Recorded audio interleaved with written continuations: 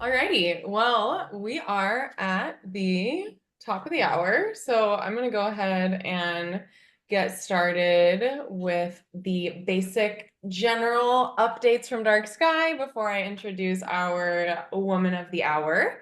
But I just want to start with a huge thank you to everyone who participated in Dark Sky Week. We had an incredible, successful Dark Sky Week, and it was all thanks to all of your effort and all of your courage to fight for the night and stand up for the dark, which is not an easy thing to do. So thank you to all of you here today for all of the work that you're doing. It was an incredible showing for Dark Sky Week. And not to wait too long until we have more to do and more events, Capture the Dark, our official photography contest for Dark Sky, is now open. I'm going to pop the link in the chat there. Cristina will be talking more about it as well. But there are tons of categories from mobile phone, if you don't have a big camera, to photos of glare bombs and bad photos of lights. We love to show how bad light can be. And then photos of good lighting. So photos showing what good dark sky friendly lighting looks and feels like. And then lots of other ones, nocturnal creatures, international dark sky places, all sorts of categories. So please enter and please share about it. It's going to be the best year yet. And if you can't get enough of dark skies and dark sky friendly lighting, and you want to make sure that you're walking the walk and talking the talk, we have a brand new home lighting assessment. So you can go and assess the lighting in your own home and self-certify right on our website. So please check it out, share it with your friends, share it with your annoying neighbors, and let us know how it goes. And Jack and Kyra have already done it, but please pop a hello in the chat with where you're calling in from. My name's Betty Maya, and I'm in Tucson, Arizona, where Dark Sky headquarters is, and it's lovely to be here with all of you tonight. So without further ado, I will introduce Cristina Medellín, who is a good friend of mine, an inspirational astrophotographer, and a dancer and audiovisual artist from Veracruz, now based in Mexico City. Cristina explores celestial observation, the materiality of light, and the relativity of time through movement and image. Her work blends dance and night sky photography to reflect the dynamism of the universe and the human experience, using both disciplines as tools for connection, empathy, and cultural dialogue. She is also the co-editor of Entresuelo, a black box space dedicated to the body and its instincts. Let me admit some people here. During this talk, she will share the principles of night photography, as well as some projects that feature the importance of darkness, both for us and for the beings with whom we share our planet. Additionally, Cristina will address some points that interest her as a judge for Capture the Dark Photo Contest 2025, emphasizing the categories that are important for discussing light pollution. We hope this conversation serves as an inspiration and a reminder of the importance of protecting dark skies, not only for a more sustainable future, but also to preserve our history. So, Cristina, thank you so much for being here, and take it away. Hey everyone, and Betty Maya, thank you very much again for this invitation. I feel genuinely honored to be part of the movement, to be able to share with you my thoughts, my feelings about astrophotography, and how do I use it as a powerful tool for protecting the dark skies. So I'm gonna share my screen. Wait a second. And this one.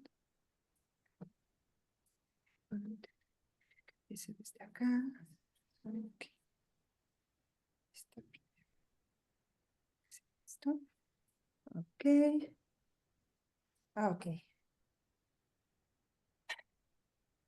Thank you very much for being here for Nocturnal Embrace. My name is Cristina Medellín, and I am a Mexican artist working with astrophotography as a form of research, critical thinking, and advocacy for dark skies. My artistic practice focuses on celestial observation, the materiality of light, and the relativity of time. Like, I try to mix these three topics and to create narratives through my images.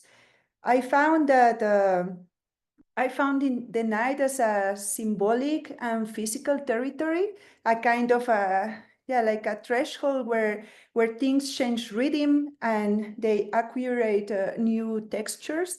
So I really love it. Also, the way that this going out in the night connect us to the cosmos and the wilderness, the peace, and everything. So I find in the night a very comfortable place where to talk about things that are not always visible, like the time on layers, the light that has traveled for millennia, climate change, and many other topics that are not that persist in the dark.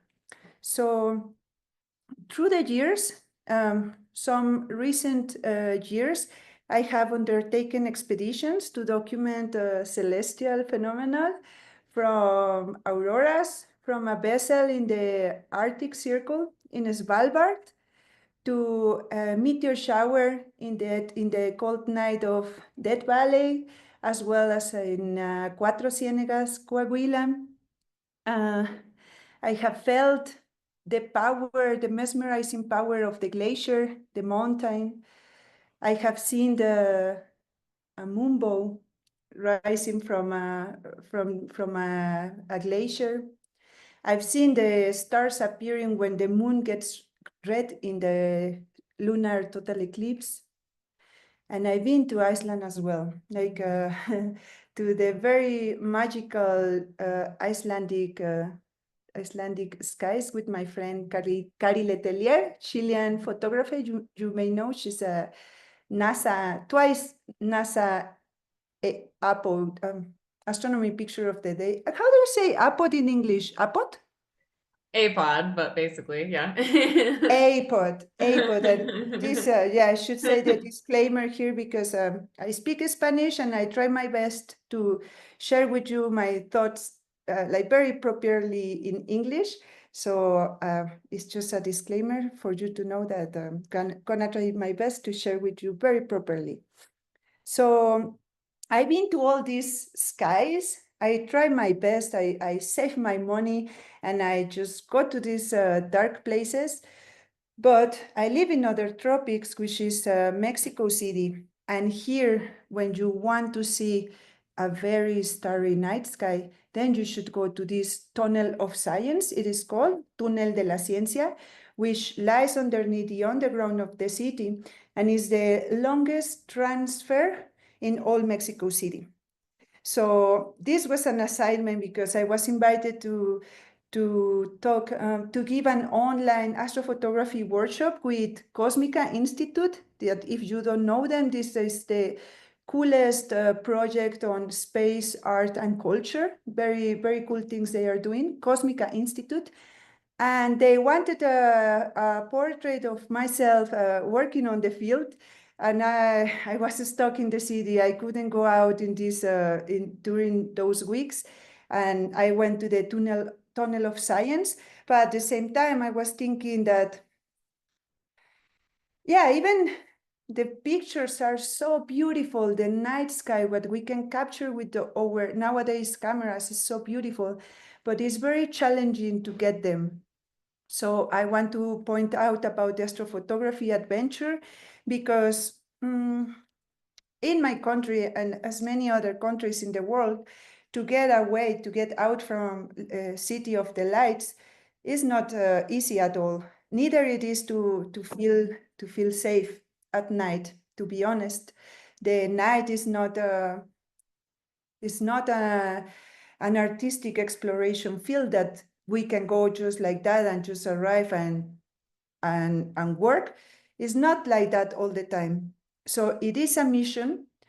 So that's why I say like I really love to say expeditions because they are actually like expeditions, like really long missions just by projecting and saving the money and doing all the logistics to get there. It is a mission. But once that you get there and let yourself be embraced by the entire cosmos, then the mission is accomplished and the feeling of it will stay with you forever and ever.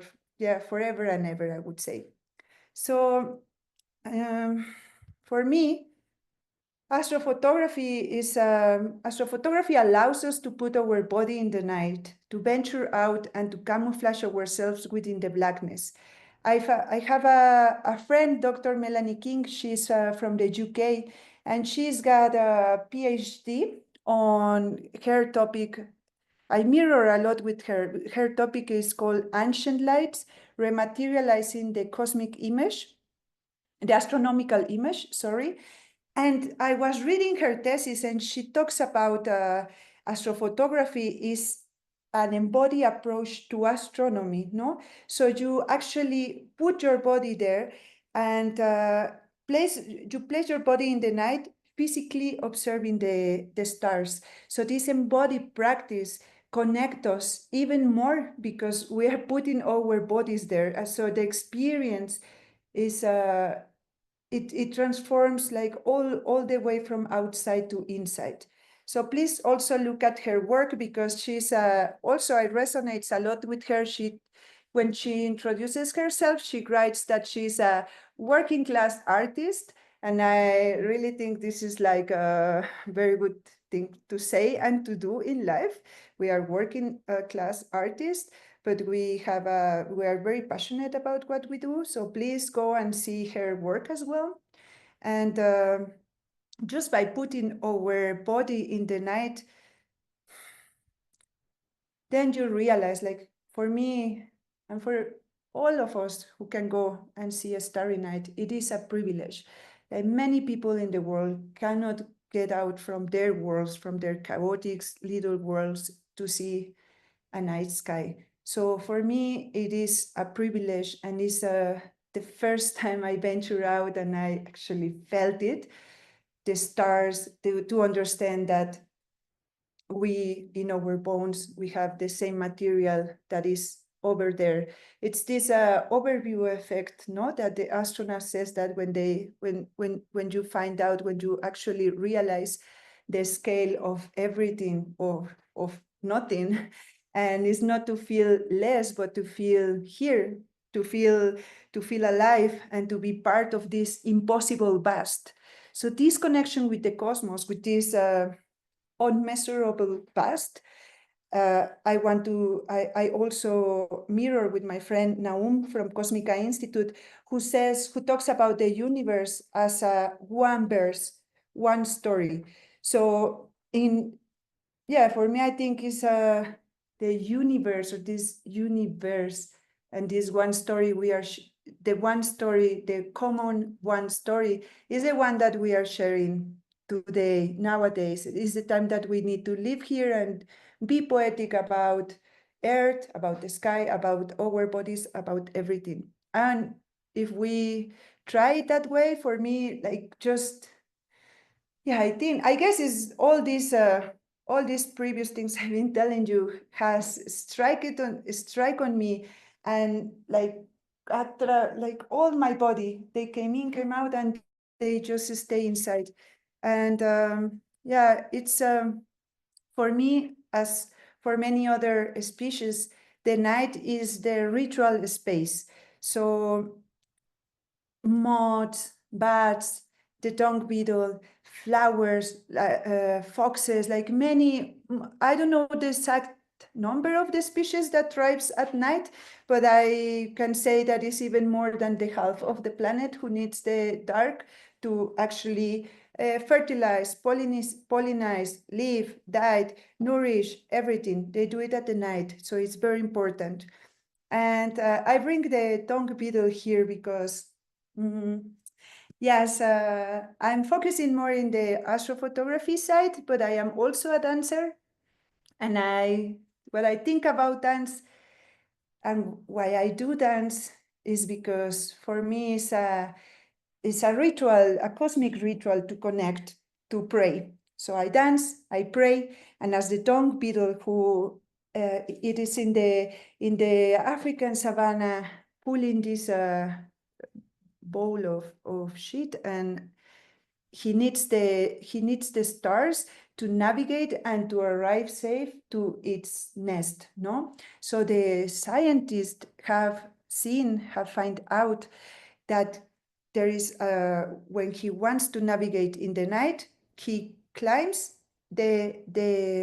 what's the name of it? Sorry. The dropping. I didn't want to say the shit thing, the dropping. It climbs the dropping and yeah, like performing a dance because he actually puts the arms like towards the universe and with its 8 cameras, with its 8 eyes, it make a map of the stars. So then he can move and know exactly where to go and how to navigate through the desolate dunes. So for me, as an astrophotographer, but also as a dancer, I feel like if a dung beetle would see us in the night, he will think the same, like, they are performing some dance for mapping the stars, because we are in the night, we are like a nocturnal species as well. We are like sentinels. We put our tripod, we put it up, down, we focus, we don't like this, we move. So it's like a dance. For me, it's like a dance. So yeah, I think we know little about it, but we are knowing every day more and more. And it is very important to take care of, to protect the dark skies, because it's not just for us. We are sharing this, like our astrophotographer Babak Tafreshi from National Geographic and The World at Night. We all share this bold. It's our heritage, not just humans, but with everything, all the living world. So it is, for me, it is very important, and I have found through astrophoto and through dancing that they are the ways that I want to share it. So I'm gonna start with the projects.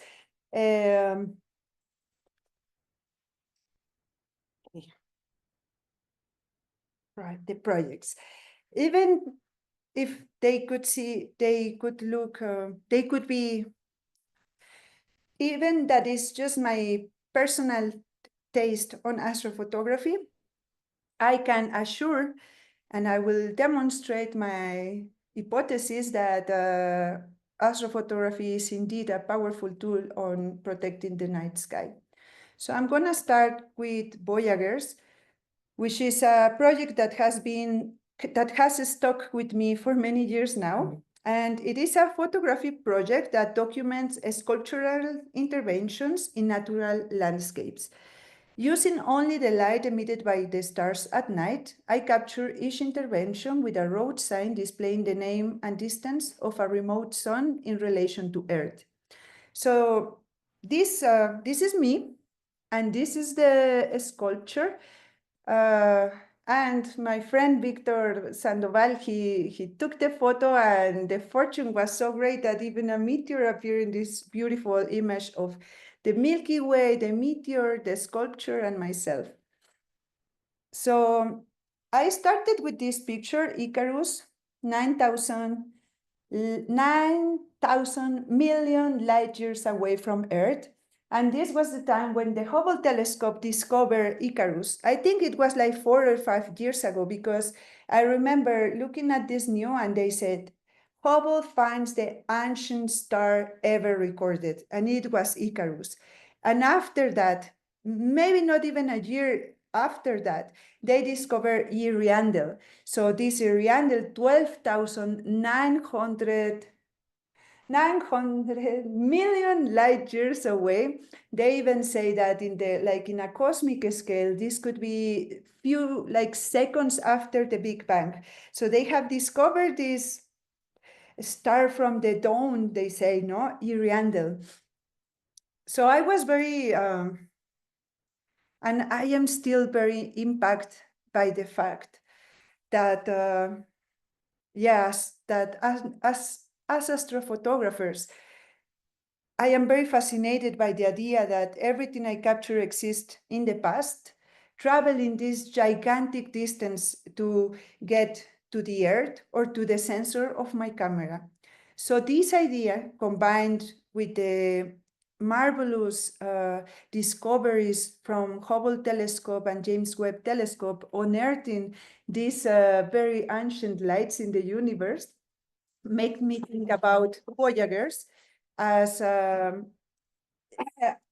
sorry. Hey, Emma, ¿les puedes abrir, porfa?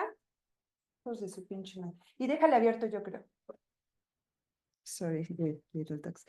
So, yeah, I name it Voyagers. Lights as old as the dawn of time, primitive suns that perish in the distant past of the cosmos, expelling the very elements that form our world. Stars that may no longer exist, but their light continues its journey across the universe. So basically, I produced these sculptures, which are like road signs, but I changed the information and I use these beautiful stars. Actually, the names of these stars, I found it so poetic. Cuilur in Quechua, which is an ancient tongue from Peru, means star. And this Cuilur is the first red super giant red star discovered like in this very far distance in the universe. So I traveled to an area in Mexico, in Oaxaca, which is called La Mixteca, and it's very characteristic, this red soil. So I wanted to capture this red gigantic star with this red soil. And actually, here is some lighting that you can see in the sculpture. It wasn't on purpose, but this is like the backyard of my partner's grandparents' house, and they know like it was impossible to light it off. But even with this, because it's a very small village, so even with this light, you could see the Milky Way, and the Milky Way just like cross all the sky in here. Then I traveled to Coahuila, to Cuatro Ciénegas, because I found another star that is called Godzilla, which is a kaiju star. Like they name it like monsters because these are suns that are massive suns. I don't remember the information, but like thousands of times bigger than our sun. And when they will perish, it's gonna be like an amazing cosmic spectacle. And Cuatro Ciénegas is this area is called the Dunas de Yeso, and it's an ancient, a very ancient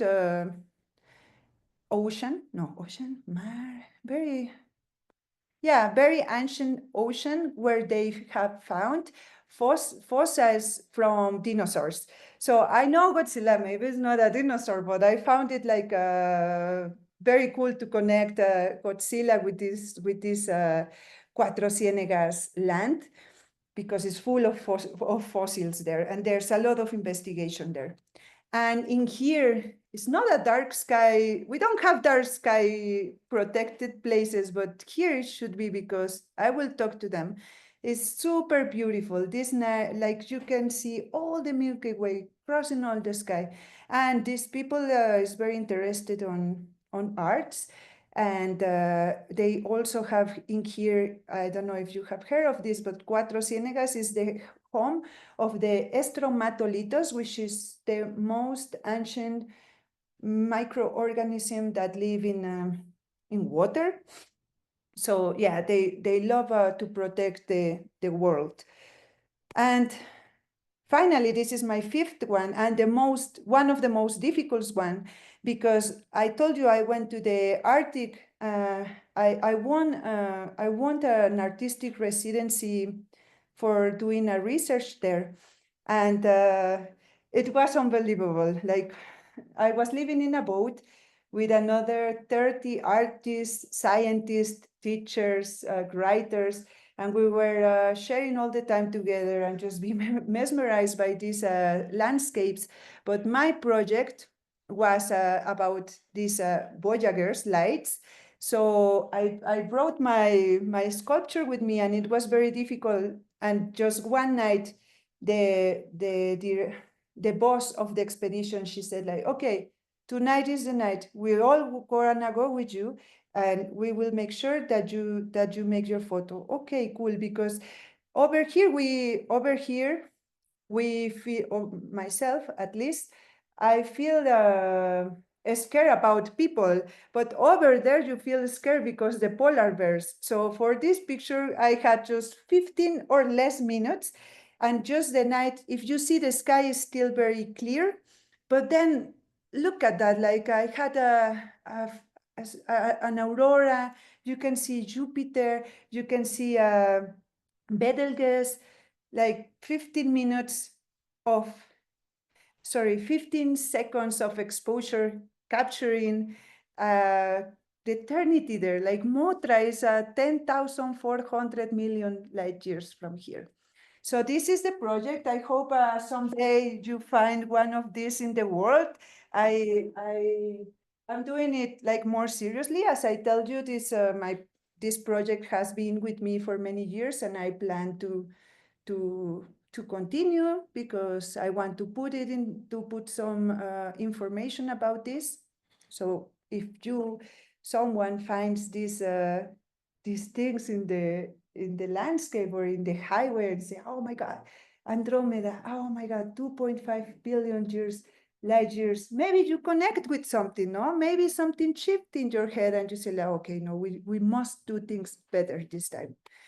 So that was Voyagers. The next project I would love to share with you is Immensities, which is a visual project that gathers 3 levels of observation: sky, surface, and depth. So in this project, me and another 2 friends, Sarah, which is a marine biologist, and she's been working on ships for a long time. She's a protector of the species when she's in ships over there in the United States, where the ships, they use sonars for research or oil research or whatever research. She's got the power to stop everything, so the whale can go, the turtle can go, the dolphins and everything. So she's like all the time observing in these ships, and she's got a very beautiful visual archives on the surface, like many species coming to breathe, to jump, or to whatever. So she invited me to Baja California to meet Nacho Lopez, which is the other photographer, and he's an apneist. So he's a diver, a photographer, and apneist. And so his photos, when he takes a photo, he takes the photo with just one oxygen breath. I really love to introduce him like that because, yeah, he's an apneist, so it's even more difficult. And this is when I want to say that, yeah, astrophotography is a super advocacy tool, because when we met, he didn't trust that much that, like, how we gonna put astrophotography and underwater, like, it doesn't make sense. He said, like, no, it's just like the animals underneath and the animals in the surface. But then I came to Baja California to convince him, and we camp in the beach.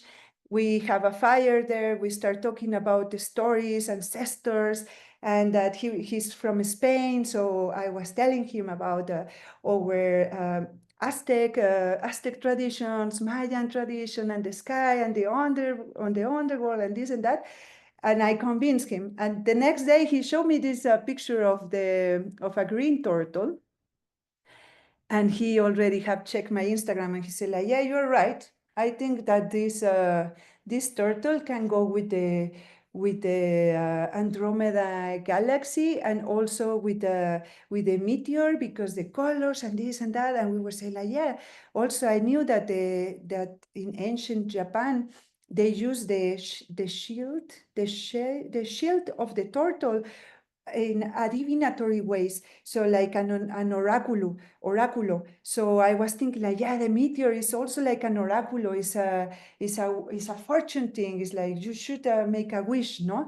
So we start just like mixing around our images, our visual archives, and we find out that the nebula, the Orion Nebula, resembles so much to this the whale breath is also a nebula in there, and also the bubbles underneath, the first human arising from the depth.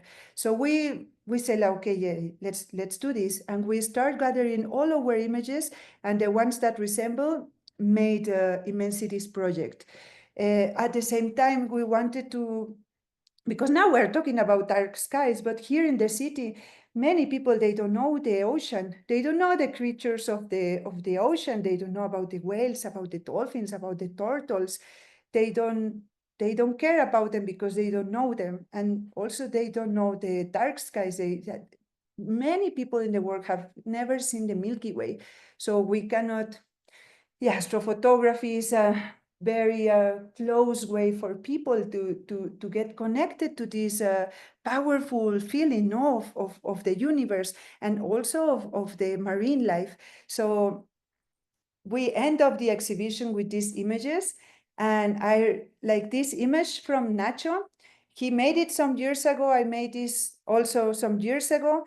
And when we find out, like, oh my God, like the one, you have the one like coming like this, and I have this coming like that, and look the colors and the position and the dunes and everything. Yeah, we say, yeah, fuck yeah, like what is above is below, like it what is inside is also outside. So we make the exhibition, and it's been around Mexico, and next year is gonna be in the Museum of the Desert, which is in Coahuila. So I will post it over there, so if you are around, you can have a look to Immensities. Just to finish with this, I want to say that my friend Nacho, it is an apneist, but nowadays he is producing like the most amazing astrophotography in Baja California, and he is doing a team with people in there that are also very caring about the night sky there, because he told me just this week, Chris, I was measuring the sky, and we have Bortle 1. We have Bortle 1 in here, and it's a place where you can camp, that you can feel safe in the darkness. So I hope next year come with you with more news about Baja California Sur, and hopefully not just because the ocean is also very much protected there. We have the Mar de Cortés, the Aquarium of the World for Jacques Cousteau. So it would be amazing to have the ocean and the dark sky protected there. So basically, this is my other case of study, that astrophotography is a tool for advocacy. My friend Nacho is now a very good astrophotographer, and he's doing his best to protect the night sky in there. This picture was so famous now, but another collaborative project emerged from this photo with some of my friends. They have a band in Mexico which is called Los Cogelones, and they are 5 brothers who merged the psychedelic rock with ancient instruments. We call it pre-Cuauhtemic instruments. So it's very powerful. If you have the chance, look for them. And this album, Cosmos, we were working it all together. We were working it together, and we were creating the imaginary for every song. So for example, dualidad, duality, started with the idea of the ring of fire, no? The partial solar eclipse, the ring of fire. Never in my life seen, but just on 2023 here in Campeche, I went with my partner, who is the frontman of this band, and we were like, oh my God, this is too much. We should do something with all these images. So we were recording nebulas, eclipses, meteors, and finally the auroras, which gather these 4 songs, which are gonna be just the EP with these 4 songs. And the inspiration went even further. So as I also do a lot of audiovisual content, we did the video clip for the song of Dualidad.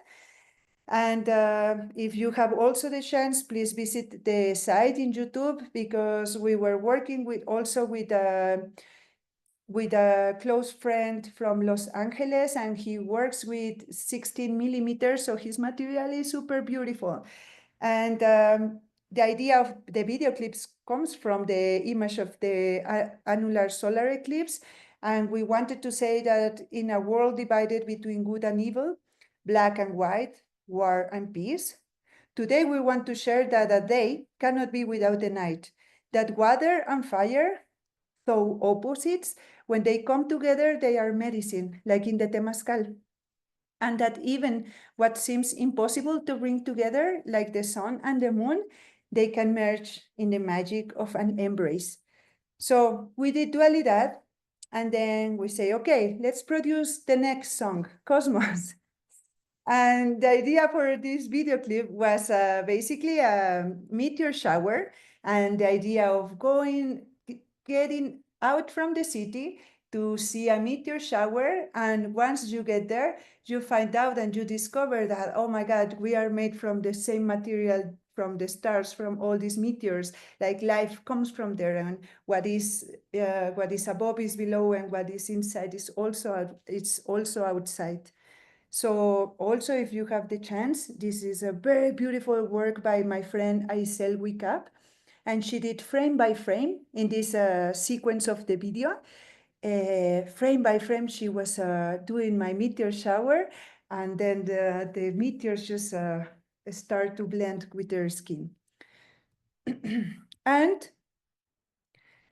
this is just an starting artistic research I am doing after my residence in the Arctic Circle, because yeah, like being there, to be able to see the glaciers, to be able to feel this cold, to be able to see the beauty of the silence, the beauty of the non-human, untouched landscape, and at the same time, like the struggling of these very fragile ecosystems, makes me think about glacier time. Maybe it's going to be my title, and my artistic research will go with time, ancient ice, and stars, because like it blows my mind when of course I knew it somewhere inside me, I knew it, but once that I got there and I understood, okay, no, this ice is so ancient. It's like millions of years on Earth. They are from the glaciations. The people like now I saw this. I don't know if it's fake news, but that they have found something in some ice, and so it's so old, so ancient, but it's disappearing as well as our stars. So for me, like now, I'm gonna be very focused on glacier time. I want to talk about glaciers. I want to talk about stars. I want to talk about how are they disappearing. And it's not like these pictures are from this trip, but we don't need to go that far away. Here in Mexico, the volcán Iztaccíhuatl used to have a glacier in her heart, the Yolomecat, and is now gone. Like what remains there is just a small thing that says the glacier disappeared in 2018. And there is a town here in Chiapas that is already underneath the water. So this is happening very, very fast, and it's unbelievable that people wants to conquer Greenland and make things there. Is like, what? But this is so beautiful that I want to mix it and to create a narrative through astrophotography to talk about these very important topics of the melting world. So okay, so these are the projects that I choose for sharing with you, and just to have a conversation on how I use astrophotography for the things I really love to think about, and the things that inspires me, but also that blows my mind, made me crazy and made me obsess about it. I use astrophotography because it's my way of doing my research. And I also want to share with you that my way of doing it is that I am very patient, so I take the time so the world can show itself alone, and I stay with my projects for the time they need to be around. I continue with the questions, I share it with more people. Every time I answer one question, there's like 10 more emerging. So I love long-lasting projects because they accompany me, and I don't get I don't get bored about it because I am fascinated by this. So I'm gonna go with the basics of astrophotography, which I will explain to you. I don't know if we are like more amateurs or more professional, but I will try to share with you how I technically do the astrophotography. So to start with, very important, an astrophoto needs something of astronomy inside, as Babak Tafreshi of The World at Night says. So if it's like it needs to show a constellation, the moon, the aurora boreal, or something of astronomy inside. If not, it can be nightscapes, which is night plus landscape, no? So just just to be aware that astrophotography has to need something of astronomy inside. And in this insight, you can choose from deep sky photography or landscape astrophotography as well. Myself, I like a more nightscape because I love I love expeditions. I love walking, going to the mountains. Like I need to be light, but I have done 2 times the deep sky with friends who had the star tracker, and it's absolutely amazing to be able to to see what your camera captured with this very long exposure. So whether you like to move a lot with light equipment, or you prefer a little bit more weight with the star tracker, or even with a telescope, if you have friends who have telescopes, this is your choice.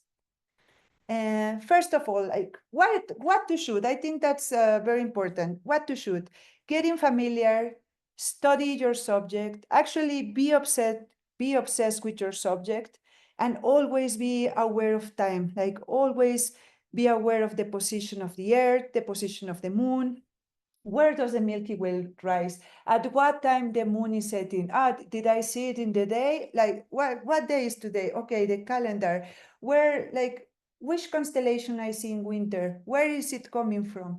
So all this information is that actually because the night sky is your subject in photography to photograph. So you should be very obsessed by it, study it properly, know it by heart. And yeah, there's a lot of applications, but it is very beautiful to actually see, to say to your friend, this is the constellation, blah, blah, blah. Or if this is a meteor shower, Perseids meteor shower. I know exactly where the meteors are gonna come from because the radiant is in Perseus. Where is Perseus? Okay, oh my God, there's Andromeda. This is important. Planning, when, where, how to shoot. You can also use softwares, and they are very recommended. There's a lot of fellow astrophotographers who take it very seriously, the planning, and they come out with amazing images. They can use Google Earth for scouting locations from home, and then use Photofields, Planet Pro, Stellarium to actually build your image from home before you go to the field and materialize your image. So either way, if you are more if you really like plan it properly. I would recommend, as my friend Dr. Mike Shaw, also an astrophotographer and a very cool night photographer teacher.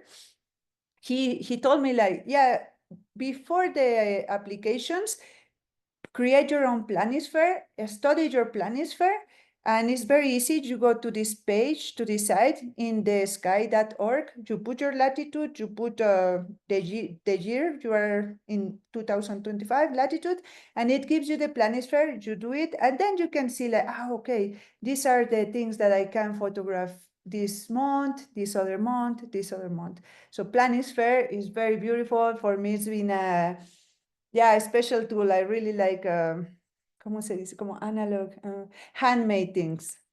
And actually, I'm, I'm very bad. I'm more like the dunk beetle. Like I need to be in the place and just like to use all my senses to actually they say, okay, this is that, this and that.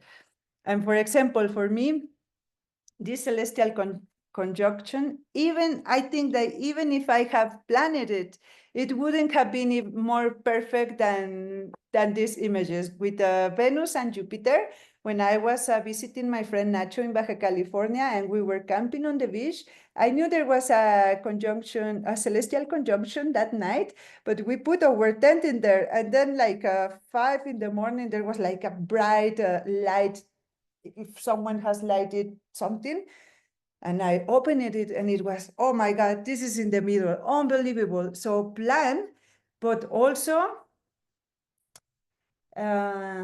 be confident about the fortune, because what are the chances to actually be pointing your camera through to a portion of the entire universe and a fireball goes over there, or a meteorite or whatever. So there are things that you cannot plan.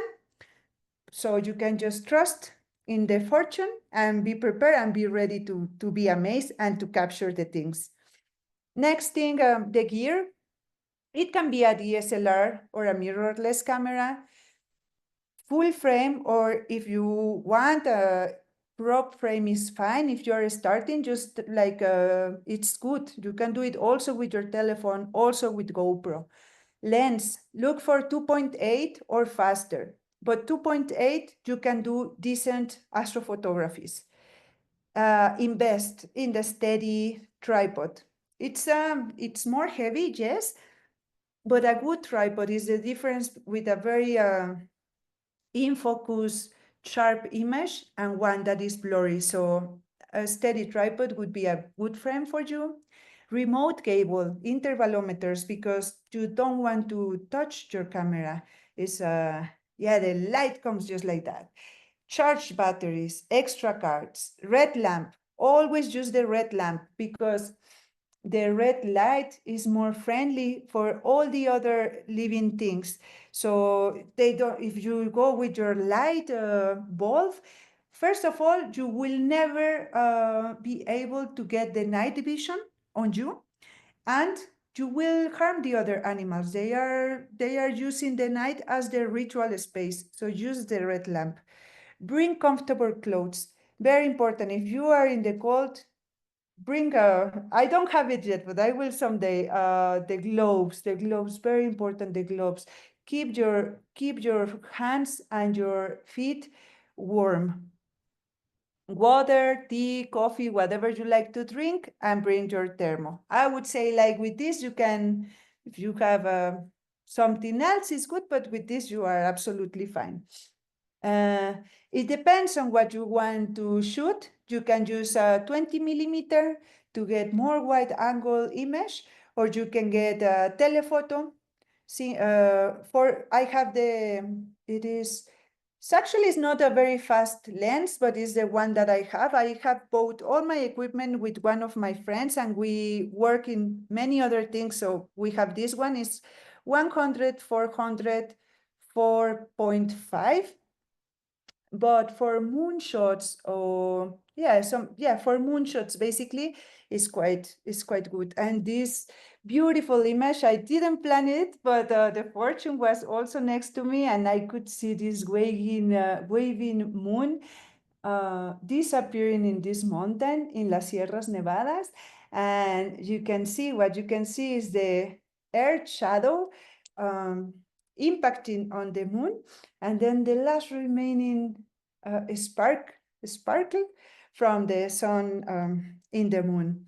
So I didn't plan it, but it's one of my favorite photos as well. I love it. 14 millimeters or 400 millimeters. This was crazy as well. When I used for the first time the star tracker and I captured Andromeda Galaxy 2.5 billion light years away. And then in the 14 millimeters, I captured very small Andromeda with a meteor in a cenote, in the jungle of peninsula of Yucatan in southeast of Mexico, very nearby the asteroid that impact and changed the entire history of the world.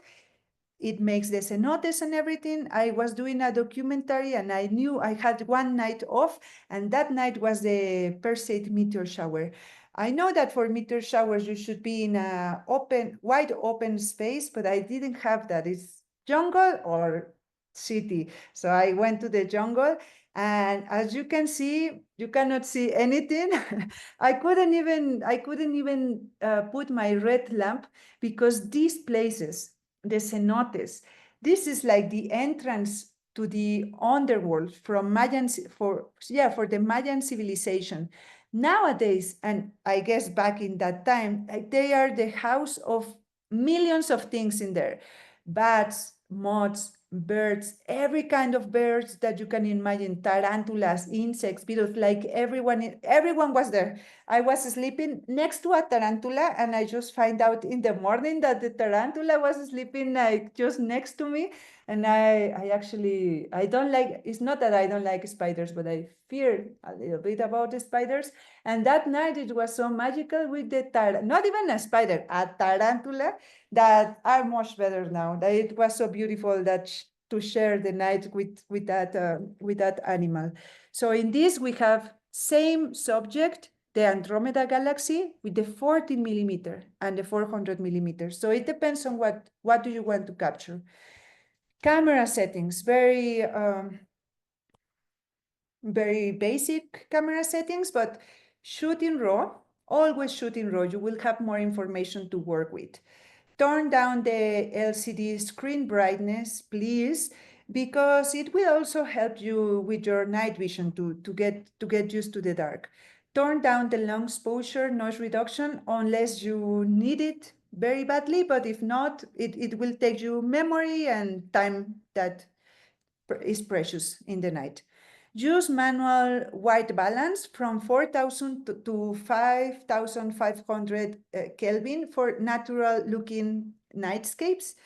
Focus manually, and I would add that if you have the opportunity, mark your lens when you find the infinite, because in the night is quite difficult. So whenever you feel like, okay, this is the focus of this particular lens in this particular camera, mark it. And then you know, okay, you can double check, but now you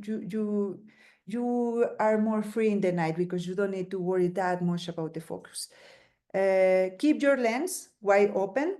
Of course, the natural aberrations of the lenses, if you keep it wide open, will appear. But what you need in the night is the more light coming inside. So keep your lens wide open.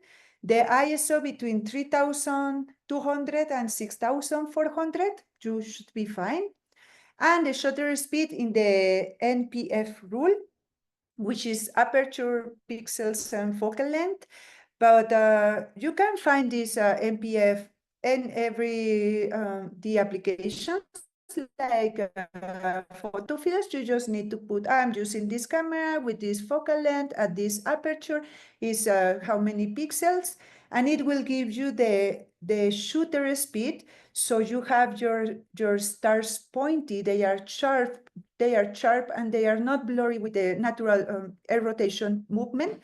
So if not, if you don't have internet and you don't want to use these applications, the very easy, as I do it this way because I learned it that way. 300 by my focal length. So I know that my 24 millimeter, the more that I can leave it open, before the star trails is 20 seconds. So divide 500 by your focal length or 300 by your focal length with high resolution cameras.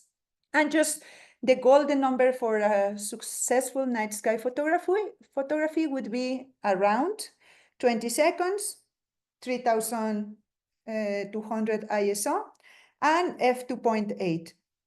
From there, you can go faster, more luminous, or more time, less time, depending on your focal length. Composition. So it's photography, so you need a rule of thirds, the balance, leading lines, the horizon, all these topics that we address to a good photography. But for me, composition in the night is more about, it's more about making the dung beetle night dance and trying with your tripod, putting your balance here, putting your balance there, be creative, experiment this, and practice as much as you can.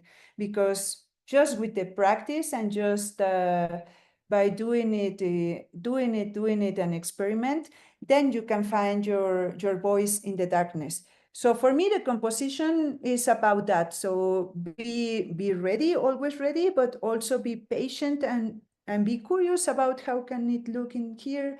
Don't choose the meteor shower night, so you don't have like something special to photograph. Instead, you go when the new moon or very near from the new moon or whatever if you want to go to the full moon, it's also very beautiful as well. So go and practice. And then you will find your composition, which is going to be your dark voice. Your voice well, it can be your dark voice as well, but I wanted to say that the voice in the darkness. For example, this one, no? For me, this place is unbelievable. I had the tufas, but I had this is a 20 millimeter, and I had the moon, and it was like a smiley moon. And I really like my way of doing astrophotography. I almost do single exposures or image sequences when I want to make some time lapses. But I normally work with just single exposure images. So I wanted to capture the moon and the tufas. What I did was to put my finger just to get less light from the moon and remove it 1 or 2 seconds. I don't remember. But when I saw the image, I really love the way that my hand assembles, to the tufas. And then I say, oh yeah, this is good. It's like the tufas, they are made with calcium, they are made with my bones, they are made with like the stars. So then I have a story in this picture, just by experimenting whatever thing in the night. Process and editing, very important. I would just say that keep it natural. Remember that unless you are doing something particularly artistic, or you want to make whatever research you are doing and you need to change the colors or whatever, then you should manifest that, no? Like, okay, this is not the natural colors, because all these images we are doing, remember, like artificial intelligence is using it, or people in next years when they see these pictures, they will say like, oh my God, this is a blue Milky Way. How is it come? La la la la la. So for me, also my work in the field is more in the documentary side, and I really love natural look night skies. So for example, it can be possible to have blue skies and blue Milky Ways as well, but this bluish is from the twilight, and the moon was in front of it, and the twilight. So these two things together make the image go blue in a natural way. But in the right side, you see the Milky Way in a new moon night. Then you don't have blue in the Milky Way, and it's not twilight. So the colors of the Milky Way, they are more like this yellowish, orangish, even a little bit more greener than the bluish that we sometimes see nowadays in the Milky Way shots. So keep it natural, or if you are doing some experiments, just manifest it so people, because as I said before, many people haven't seen the Milky Way yet in their lives. So it's important that we share. That we share. For me, no, this is just like personal thinking, but to share honest images. And last but not least, I would say improvise and enjoy. Like, you must be ready. If there is a meteor shower, you must be ready, because it's not going to happen twice, the fireball or the meteor striking all your sensor. Like, it's not coming back. So you must be ready, but always remember to improvise, to become a nocturnal animal, to make your own rituals. No, so for me, for example, my own ritual, and every time I venture out, I pour out a little bit of tobacco and I make a prayer, and I ask for permission from all the living beings and the non-living beings over there, for my ancestors, for the great spirit, for the cosmos, or for whatever you want. But in this case, the tobacco makes a connection with the earth and the universe. So for me, it's just like a praying and a permission to enter a sacred ritual space that is the night, no? So always remember that you are in a hunt. You are hunting your frame. You are a sentinel. So be patient, be calmly, perform your dance, find out where is the subject you want to capture, and be ready. Be ready for it. And once that you're ready for it, then you can experience the nocturnal embrace, because then after you take this picture, or you can leave your camera, if you are shooting a meteor shower, you can leave your camera with the LCD screen, turn it down the brightness, and you can be with your friends, with your family, and just like being embraced by the mesmerizing beauty of the cosmos. I will just say that about my basics on astrophotography, to move to the next and last topic of tonight. So the Capture the Dark contest. And I am very proud and happy to say, and very thankful as well, to share with you that I'm going to be a judge this year. So yeah, I'm super excited. Most of it because I'm really looking forward seeing imagery, dark skies from other latitudes, places that I haven't been there, to see more dark skies, to see more places where they are taking care of the dark sky, where they have a light pollution, design, less light pollution, like all these categories that I'm gonna explain a little in a bit. But first of all, because I find this very, very important, that Dark Sky is proud to answer the contest in their newly adopted principle for responsible astrophotography that you can find in the page. And these guidelines encourage photographers to capture the night with care and intention, minimizing impact on the natural environment and respecting the experience of others.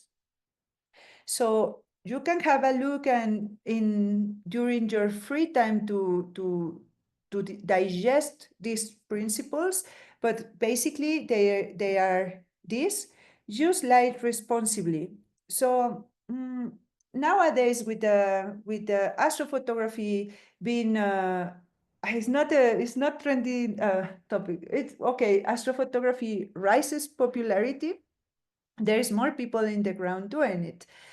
There's a lot of people with white lamps or using light painting. So it's not that it's not possible to use light painting. But for this Capture the Dark contest, we encourage you to use the light responsibly, because the light painting also, it also disturbs some species in the night. So just be aware of that and you will be fine. promote honest representation. As I said, if you are not just the colors, but also there's friends, astrophotographer friends who are super good on techniques that they blend, for example, twilight landscape, and then they spend the night when the Milky Way rises, and they blend it together. So this is just possible when you have at least two photos. You cannot see that. You cannot see that. Like for sure, like naturally, you don't see that. So promote honest representation. It's not that you don't, sorry, it's not that you shouldn't do that, because it's also very beautiful. I want to do it one day as well. But just manifest your techniques, share it with the world, so the world knows that, okay, this is not just one picture, these are many pictures. So this one takes me to the other one, which is manage expectations, because as we say, not everyone knows these celestial phenomena. So by promoting honesty in your pictures, you manage the expectations of people who hasn't seen the Milky Way yet. Respect dark sky locations. As you arrive with whatever you have bring with you to your expedition, to your mission adventure, you bring it back with you. So we are very respectful about the locations. Promote responsible astrotourism as well, and share your passion. Like nowadays, astrophotography is raising a lot of popularity, so we must be more responsible and more caring with our techniques and with our ways of doing it and our ways of sharing it. And by sharing our passion, I think we are encouraging more people to not just do astrophotography, but to be called by the nocturnal embrace, no? To be called by being connected, to find out that there are 4,000 million other suns in just our galaxy. So we should share this time and this world in a very poetic way. Categories: dark sky friendly lighting and design, capture the dark, creatures of the night, deep sky observation, the impact of light pollution, international dark sky places, mobile nighttime photography, which is great, young astrophotographers, and people's choice. The ones that I will talk, the three topics I'm gonna discuss a little bit with you is dark sky friendly lighting and design, because we are looking for initiatives, places that uses responsible lighting to ensure the experience in the night. So it would be amazing to find more and more of these photographs. It can be with your telephone, it can be with cameras, but the thing is to capture the night sky, to capture the wonders of the universe, but more in a Anthropocene scenario, no? With a friendly lighting and design. The creatures of the night, the flora and fauna.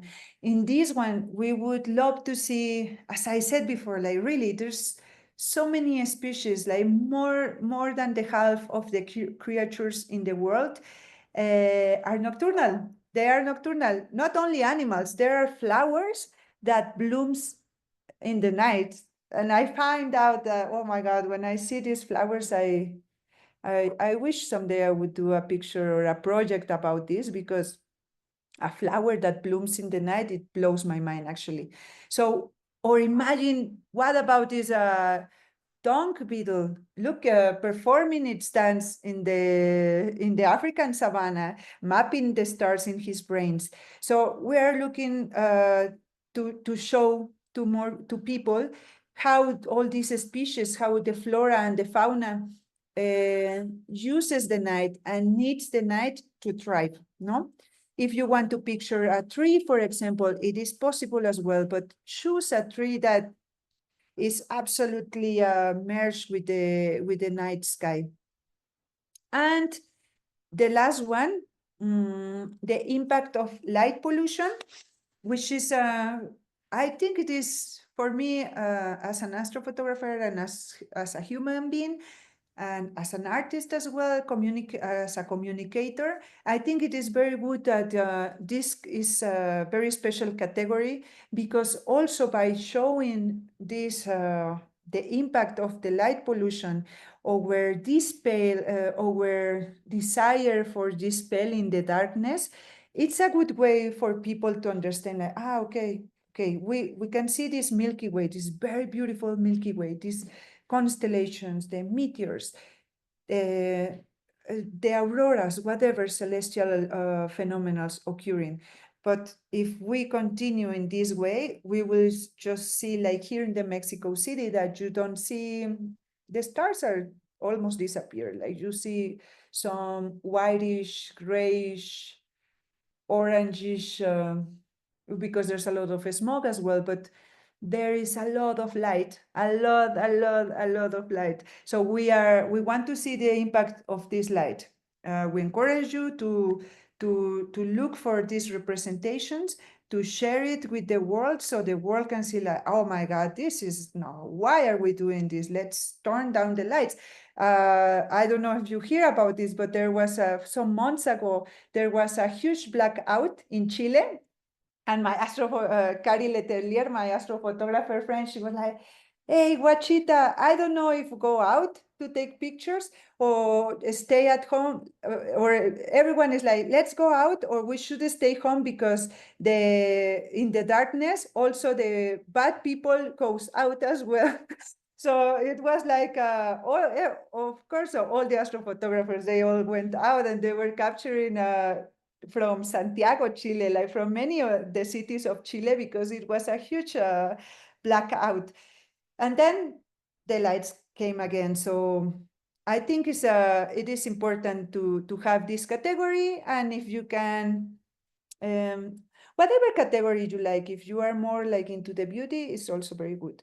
I would just say and finish with that. For me, as personally, I would like to see originality, killer composition, and that whatever I see creates a connection and resonates within me by just looking at it. And I know it's difficult, but it's very possible. Like I sometimes see these pictures and like, oh my God, it's like, oof, this is strong.